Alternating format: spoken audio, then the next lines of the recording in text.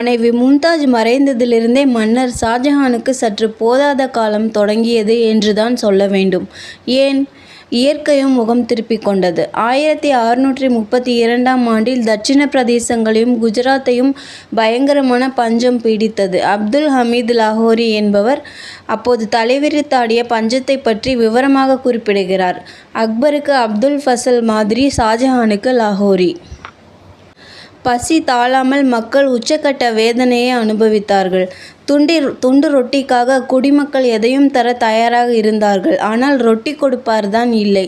ஒரு வாய் சோறுக்காக தங்கள் பதவிகளையே பலர் தர முன்வந்தும் சீண்டுவாரில்லை. எங்கு பார்த்தாலும் பிச்சை கேட்டு நீட்டிய கைகள், குழி விழுந்த கண்கள். மக்கள் நாய்களை கொன்று தின்ன ஆரம்பித்தார்கள். இறந்த மனிதர்களின் எலும்புகளை தோண்டி எடுத்து பொடியாக அரைத்து கோதுமை மாவுடன் கலந்து கொள்ளை லாபத்திற்கு விற்றவர்கள் உண்டு. இப்படி செய்த பல வியாபாரிகள் கைது செய்யப்பட்டனர். கடைசியில் சில இடங்களில் வலுவிழந்த மனிதர்கள் கூட கொல்லப்பட்டதாக தகவல். உணவுக்காகத்தான். தெருவெங்கும் எலும்புக்கூடுகள் போன்ற உடல்கள் உயிரில்லாமல் குறுக்கும் நெடுக்குமாக கிடந்தன. சில எலும்புக்கூடுகள் வெறித்த பார்வையோடு மெல்ல நடந்து கொண்டிருந்ததையும் கண்டேன் என்று அவர் விவரிக்கிறார். அந்த சமயம் ஒரு பிசினஸ் விஷயமாக சூரத் நகரிலிருந்து ஆக்ராவுக்கு பயணித்த பிரிட்டிஷ் வணிகர் பீட்டர் முண்டி என்பவரும் அப்போது நாடு அனுபவித்த வேதனைகளைக் கண்டு திகைத்து விவரமாக குறிப்புகளை விட்டு சென்றிருக்கிறார். பஞ்சத்தால் குற்றுயிராக வீழ்த்தப்பட்ட பிரதேசங்களை மீட்டு கொண்டு வர டெல்லி ஆட்சிக்கு ஓராண்டுக்கும் மேல் பிடித்தது.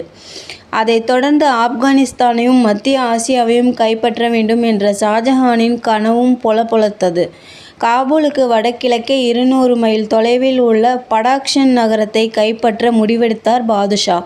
1646இல் இளைய மகன் முராத் தலைமையில் 50,000 வீரர்கள் கொண்ட குதிரைப்படையும் 1,00,000 பேர் கொண்ட காலாட்படையும் வடக்கு நோக்கி பயணித்தது. ஆனால் பயங்கரமான மலைத்தொடர்களை தாண்டி போய் சேர்வதற்குள் செத்து சுண்ணாம்பாகியது முராத்தின் படை.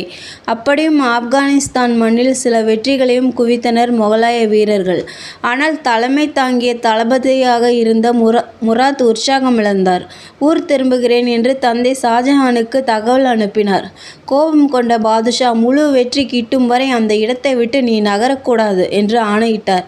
சரிதான், போங்கப்பா என்கிற ரீதியில் படையை முராத் அம்போவென்று விட்டுவிட்டு லாகூருக்கு தனியாக போய்விடவே, முராத் டெல்லிக்கு வரவே கூடாது, என் முகத்தில் விழிக்கக்கூடாது என்று ஆக்ராவில் ஷாஜஹான் கண் சிவக்க கர்ஜித்து கொண்டிருந்தார்.